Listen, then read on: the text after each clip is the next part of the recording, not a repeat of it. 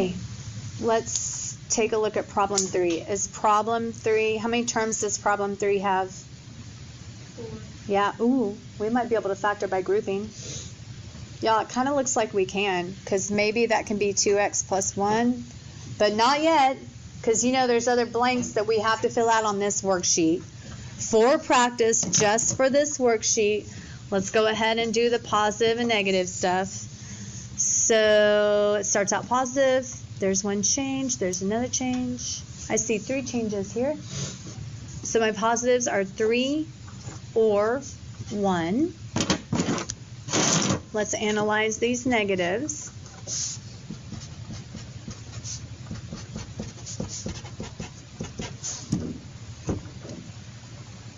Do you guys even see a change on the negatives? Aren't they all negative when you plug in negative? Yeah. So y'all are not going to have any negative answers here. All right. Y'all, this is factorable, but let's go ahead and find our answer bank.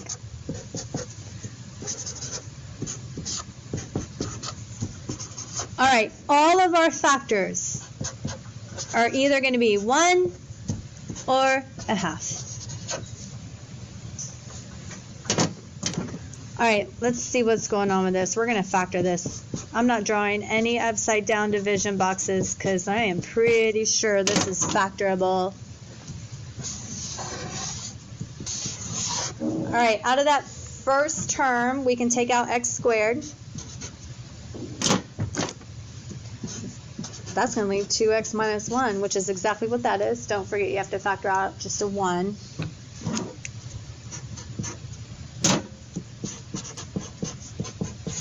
Okay, so we're going to have x squared plus 1, and then 2x minus 1. And then remember, you always have to ask yourself, can I keep going? Can you keep going on that?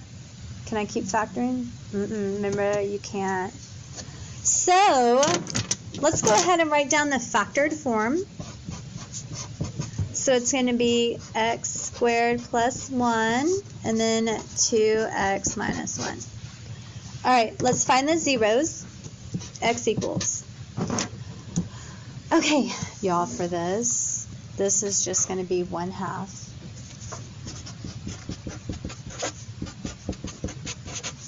So easy. This one, you're going to have to remember algebra too. So this is not solved completely. This is x squared plus 1 equals 0. Let's move the 1 over. So x squared equals a negative 1. Is x by itself? No, it's not. What do we draw to undo the square? What else do we draw? Square root. And what else? Plus minus. Look. See that plus minus? No, that's why we always decrease our possibilities by 2.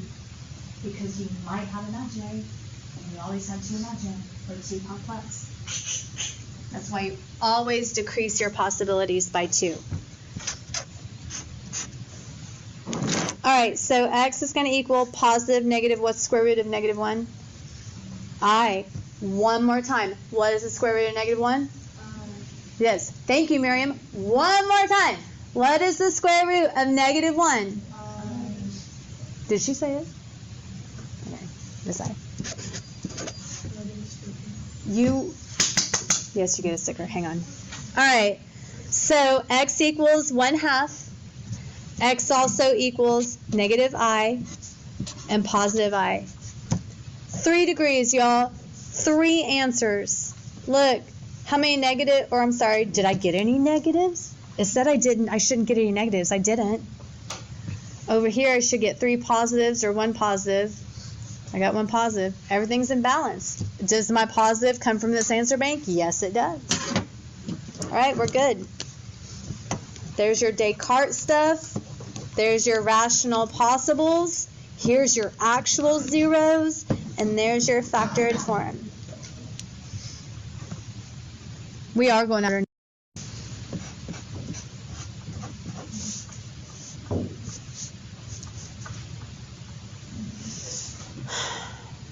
There's 2 changes.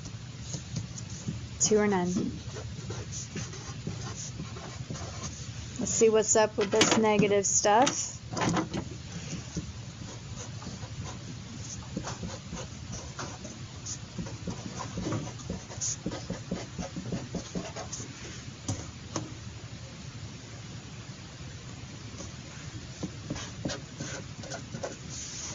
How many times do you guys see flip for negatives? So it's 2 or none also. Now remember, this isn't factorable. How come? 5 terms. Good job. Now remember, if it was 3, I could try like a baby algebra 1 problem, but 5 terms, forget it. So we're going to have to synthetically divide, but we need an answer bank. That's why we do P over Q. So remember, 1 and 2 make up 2. The coefficient, the leading coefficient is just 1. So our answer bank, y'all, is just 1 and 2. That's it.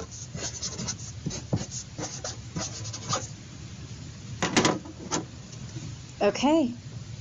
And usually I'd look up here, I'm like, what do I have a higher chance of getting? It doesn't even matter. They're both the same. I'm just going to try to do synthetic division with a positive 1. Check to see if you have jumps in degrees. You don't.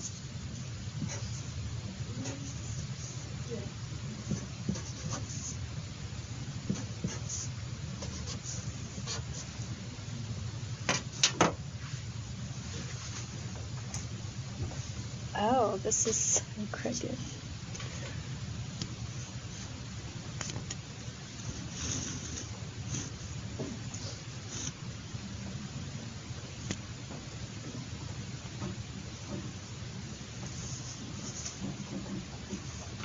Did y'all get a remainder?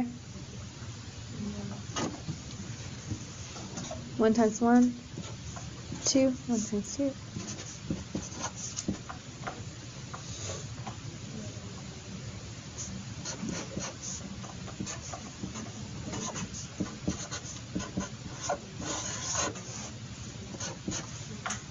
Awesome.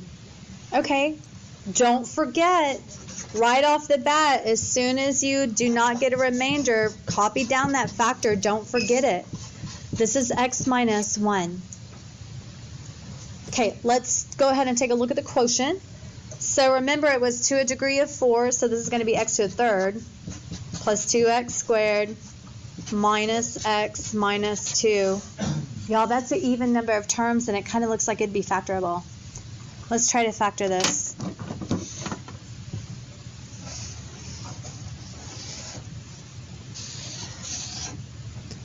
All right, so out of this first group, I can take an x squared out. Remember, that's a positive x plus 2. But we're all right, because the first thing I see on the next group is a negative, so you have to factor out a negative. And then that's going to be x plus 2.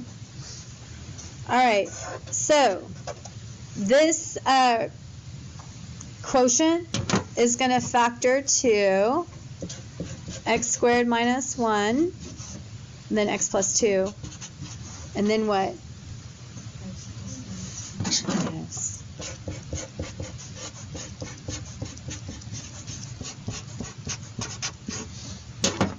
You guys have a multiplicity. What? We already had an x minus 1. You have another one. You have to use an exponent. You have a multiplicity on this polynomial. So, don't write x minus 1 again. Use your exponent. And then copy the other factors.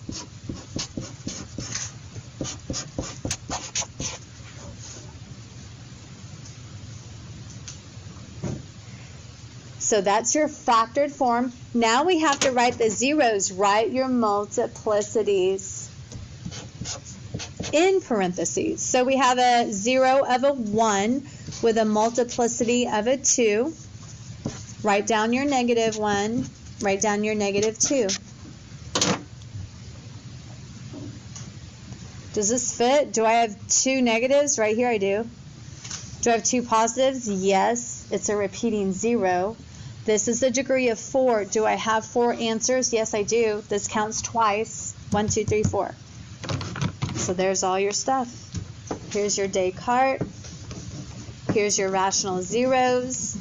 Here's your factored form, and there's the zeros for problem 9.